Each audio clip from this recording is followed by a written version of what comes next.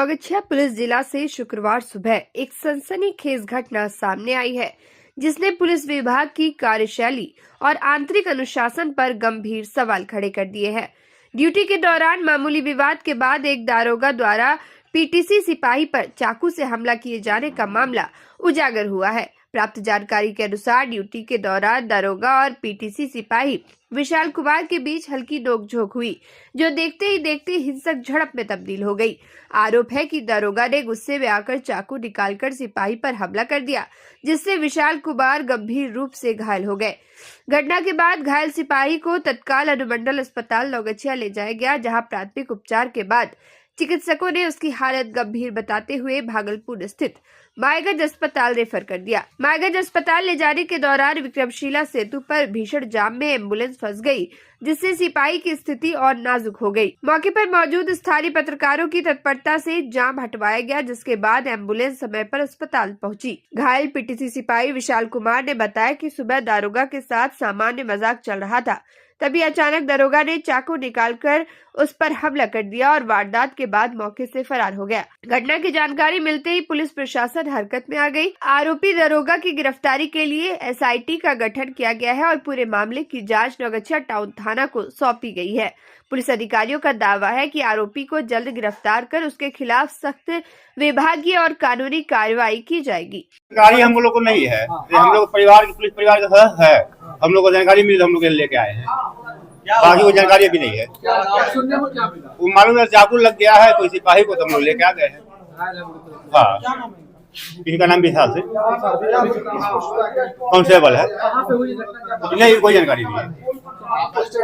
ये नौगछिया में है, बस थाना का है। ये हम लोगों को उस टाइप से पता नहीं है कि इसमें क्या हुआ क्या नहीं, ये तो यही बता पाएंगे। जैसे ही हम लोग को ये सूचना मिली कि ये स्थिति में हुआ है, तो तुरंत हम लोग जस्ट अपना वाहन से लेके आए और भर्ती कराए। दरोगा कह रहे हैं कि कोई दरोगा मारे हैं। अब ये सब हम लोगों के प्रकाश में नहीं है। क्या स्थिति अभी देखिए, क्या क्या करवाए इनका? हाँ, अभी सब कुछ लगभग इनका जो इलाज के लिए जरूरत था वो सभी डॉक्टर कार्य कर रहे हैं, और जो अभी आवश्यकता है उसको कराया जा रहा है।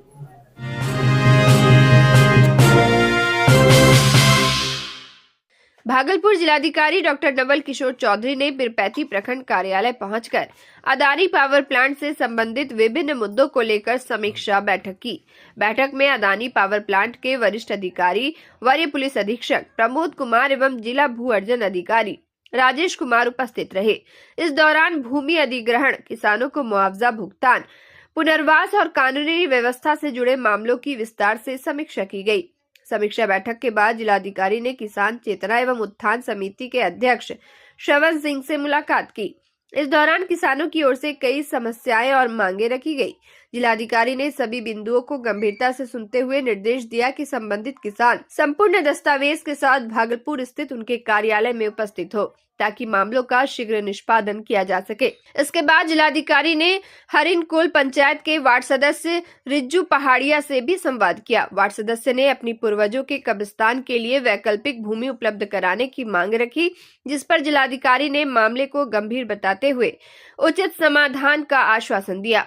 वहीं जदयू जिला कार्यकारिणी अध्यक्ष विवेकानंद गुप्ता एवं 20 सूत्री अध्यक्ष हरिराम शर्मा से भी जिलाधिकारी ने मुलाकात कर जनप्रतिनिधियों की राय जानी। मीडिया से बातचीत में जिलाधिकारी डॉक्टर नवल किशोर चौधरी ने कहा कि अदानी पावर प्लांट के लिए जिन किसानों की जमीन अधिग्रहित की गई है, जिनका मुआवजा अब तक लंबित है, उन्हें जल्द भुगतान दिलाने के लिए प्रशासन पूरी तरह प्रतिबद्ध है।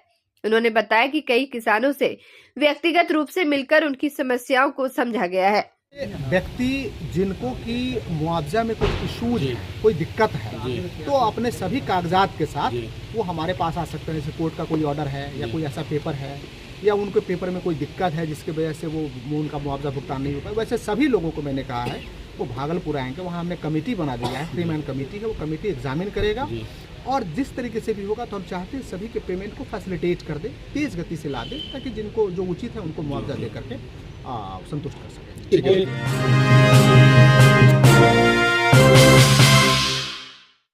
भागलपुर के कहलगांव से एक बेहद दर्दनाक घटना सामने आई है, जहां शादी की खुशियां कुछ ही घंटों में मातम में बदल गई।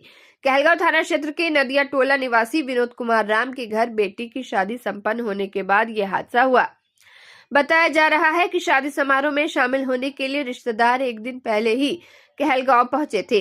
विवाह की सभी रस्में पूरी होने के बाद परिजन और रिश्तेदार बटेश्वर स्थान गंगा स्नान करने के लिए टोटो वाहन से रवाना हुए। इसी दौरान रास्ते में टोटो अनियंत्रित होकर दुर्घटनाग्रस्त हो गई, जिससे उस पर सवार कई लोग गंभीर रूप से घायल हो गए। हादसे के बाद मौके पर अफरा तफरी मच गई। स्थानीय लोगों की मदद से सभी घायलों को तत्काल अनुमंडल अस्पताल कहलगांव लाया गया।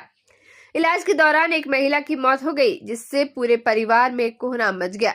वही हादसे में घायल 3 अन्य लोगों की हालत गंभीर बताई जा रही है, जिन्हें डॉक्टर ने बेहतर इलाज के लिए भागलपुर के मायगंज अस्पताल रेफर कर दिया।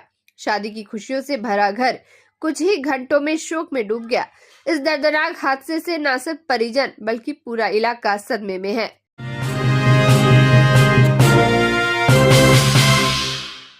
भागलपुर जिले के सनहौला थाना क्षेत्र अंतर्गत भीकनचक गांव में नीरा का पैसा मांगने पर एक युवक की बेरहमी से हत्या कर दी गई। नशे की हालत में आए आरोपी ने युवक के सीने में चाकू घोंप दिया, जिससे उसकी मौके पर ही मौत हो गई। घटना के बाद गांव में दहशत और तनाव का माहौल बन गया है। मृतक की पहचान एकवारी चौधरी के रूप में हुई है। इस घटना में मृतक का भाई चुन्ना चौधरी और भतीजा अंकित कुमार भी घायल हो गए। वारदात के बाद आक्रोशित ग्रामीणों ने आरोपी की पिटाई कर दी, जिससे वे गंभीर रूप से घायल हो गया। आरोपी की पहचान गांव के ही वासुकी मंडल के रूप में की गई है, जिसे बेहतर इलाज के लिए भागलपुर के मायगंज अस्पताल रेफर किया गया है, जहां उसकी हालत गंभीर बनी हुई है। घायल अंकित कुमार ने बताया कि वासुकी मंडल ताड़ी पीने के लिए आया था। ताड़ी पीने के बाद नशे की हालत में उसने पैसे देने से इनकार कर दिया और खुद को इलाके का बॉस बताते हुए गाली गलौज करने लगा। विरोध करने पर वह मारपीट पर उतारू हो गया, जिसे ग्रामीणों ने समझा बुझाकर शांत कराया। कुछ देर बाद आरोपी दोबारा लौटा और फिर से गाली गलौज एवं मारपीट शुरू कर दी। इसी दौरान विरोध करने पर उसने एकवारी चौधरी के सीने में चाकू मार दिया। चाकू इतनी जोर से मारा गया कि वह सीना चीरते हुए पीठ की ओर निकल गया। घटना के बाद घायल एकवारी चौधरी को तत्काल सनहौला अस्पताल ले जाया गया, जहां डॉक्टर ने उसे मृत घोषित कर दिया। सूचना मिलते ही सनहौला थाना पुलिस मौके पर पहुंची और शव को कब्जे में लेकर पोस्टमार्टम के लिए भेज दिया। पुलिस पूरे मामले की गंभीरता से जांच कर रही है। वो आदमी आया और हम लोग से नीरा मांगने लगा, तो हम लोग बोले कि वो आपको पैसा लगेगा। तो वो बोला कि तुम कितना बड़ा रंगदार के हमसे पैसा मांगे, यहाँ का बॉस है।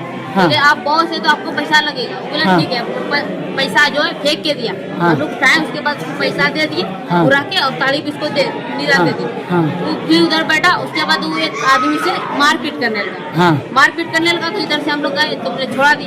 वो छोड़ा तो जो हम छोड़ा है तुम्हारा अंकल जो छोड़ा थी, बस उसी से झगड़ा कर रहे। दोनों मारपीट हुआ तो वो चल गया वहाँ रोड पे। फिर थोड़ा लड़ापड़ी हुआ तो फिर हम लोग छोड़ के आगे छोड़िए किया है। वो आया, उसके बाद अपना छोटा भाई को बुलाया और छुरा लेके आया और सब घूम के आया पीछे, सबको मारले भाग गए।